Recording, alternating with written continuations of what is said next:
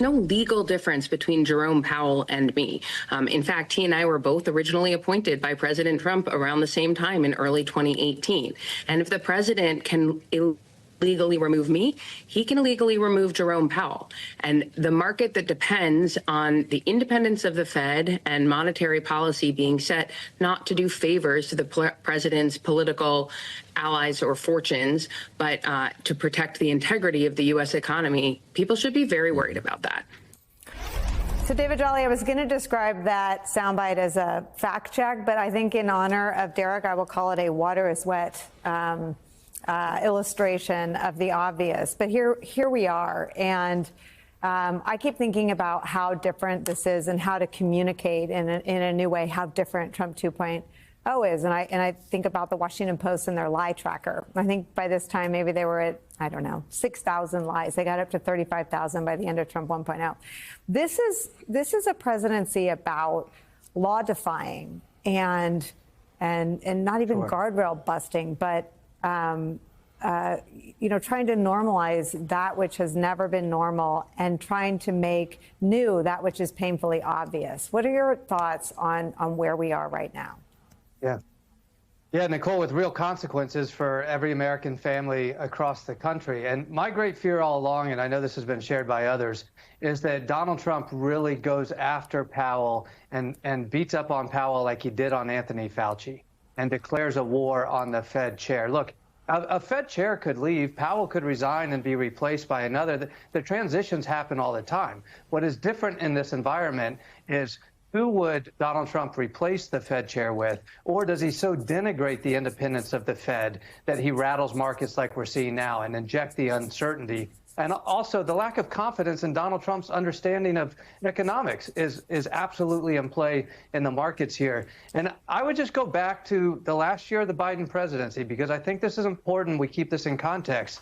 Stock market was at an all-time high. Labor markets were tight. Unemployment was at all-time lows. Housing participation was at all-time highs. Inflation had plateaued or was coming down, and real wages were going up. And so while the economic and political issues for voters were the hurt of inflation, there was still the stability of rising wages and this notion that maybe there is a soft landing occurring.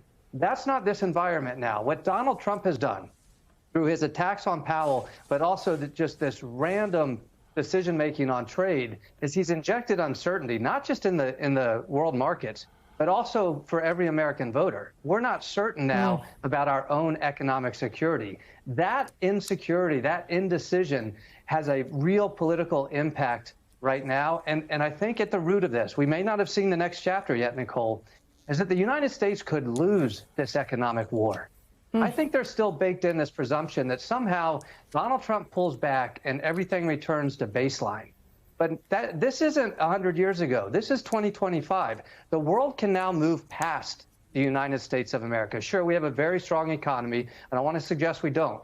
But the world could move past us. Canada, Western Europe could move past us. China could say, we're not fighting your war. Good luck on your own. See what it feels like to be America alone in a new global economy. The United States of America could lose in this moment in a real way. And if you throw that on top of the economic uncertainty, the personal economic uncertainty of American families, watch out politically for what that means for Donald Trump and Republicans. I mean, Derek, just sort of lay a political shadow over this for me. Where should the fight, where should the heat in the debates or in this country be today, right now? Well, in a big picture, I think people voted for Donald Trump to make America 2019 again. I think they thought that with Joe Biden, they would take it to normalcy. And what we got wasn't normalcy. We had more waves of coronavirus with Delta and Omicron. We had inflation. We had record increases in the number of undocumented workers who came in from the South, and people felt like there was chaos. So they voted again for Donald Trump to make America 2019 again. And in a weird way, Donald Trump has made America 2020 again. There's chaos in the economy. There's chaos in higher education. There's chaos in government, right? But rather than this chaos be visited on us by a biological act of God, by a novel coronavirus, we have a novel megalomaniac in the White House. And so in so many ways, I think one explanation for his plummeting approval rating, especially on the economy, is the fact that, again, for the second straight quadrennial presidential election, Americans voted for normalcy, and they feel like they're not getting it. And so, what Trump is doing, as other people have said, is he's trying the same. I think you put this beautifully in your open, honestly. We're looking at the exact same parts of the story play out in the economy and in higher education and with the Fed chair and with white shoe law firms. It's the same Trump playbook over and over again. It's make a large threat, use the threat to try to enact some kind of concession, use it to bolster his ego or his wallet, and then repeat, repeat, repeat.